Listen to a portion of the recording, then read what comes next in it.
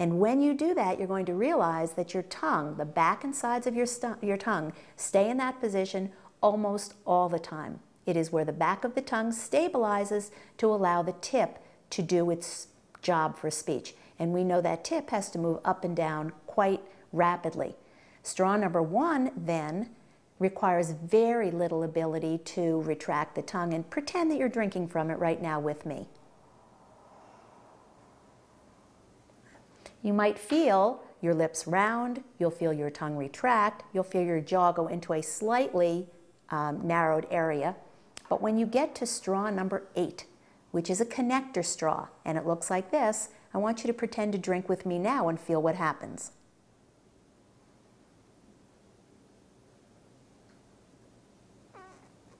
And if you keep going, you're going to start feeling the back and sides of your tongue going into that position. The best news about oral motor therapy is that the therapy tools create the position that we want the articulator to find for speech.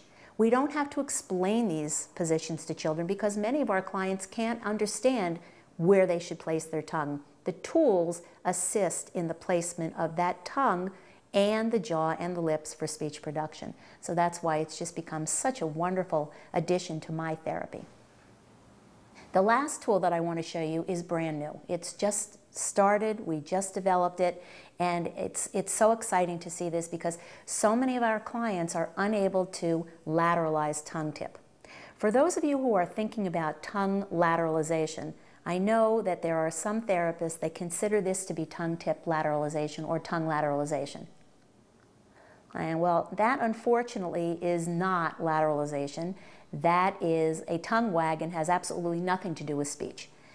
Children, typically developing children who are working towards normal speech production, do not practice lateralization outside of the mouth.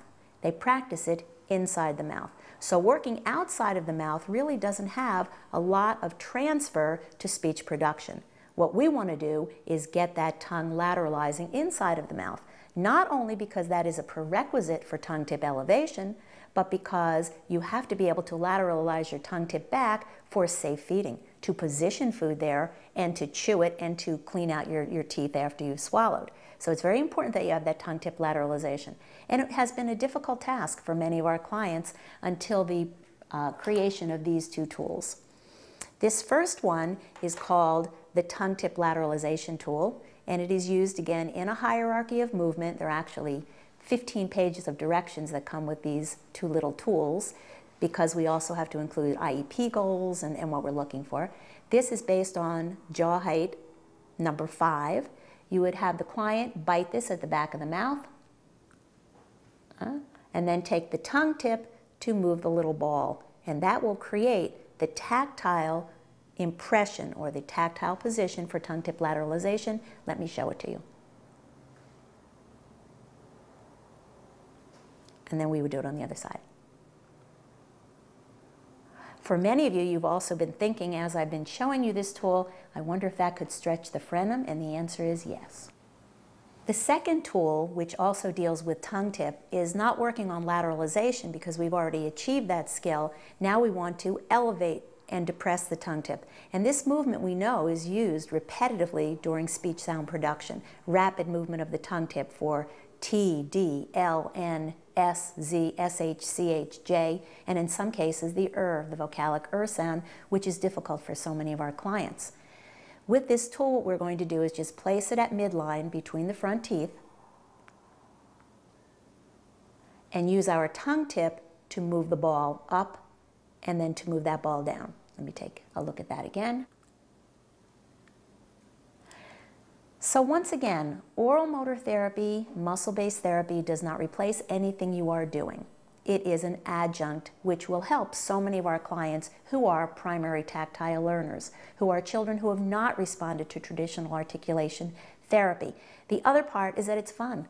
Kids think they're playing. They think they're blowing horns. They think they're just drinking from straws. But in reality, this follows a very firm developmental hierarchy of muscle skill improvements towards the use of normal muscle movements for speech.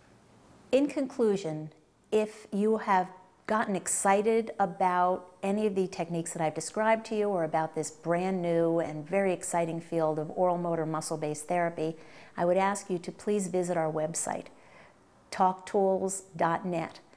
In it, or on that website, you will see so many interesting things. We are developing it every day. We are adding new product lines with instructions.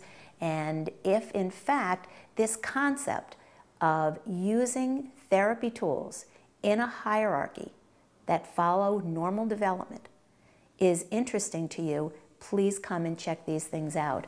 The tools are created to increase muscle strength, muscle skill, dissociation and grading, all of the muscle movements that are needed for speech. So it is not just a horn, it's a hierarchy that a horn is in. It is not just a straw. It's a straw that has been developed to address certain muscle movements that are necessary for the production of speech. On our website, then, you're going to be able to find information for therapists, parents, special educators, and anyone who is working with children or adults with muscle-based disorders. There are articles and clinical studies, information on how you can attend any of the following Talk Tools classes.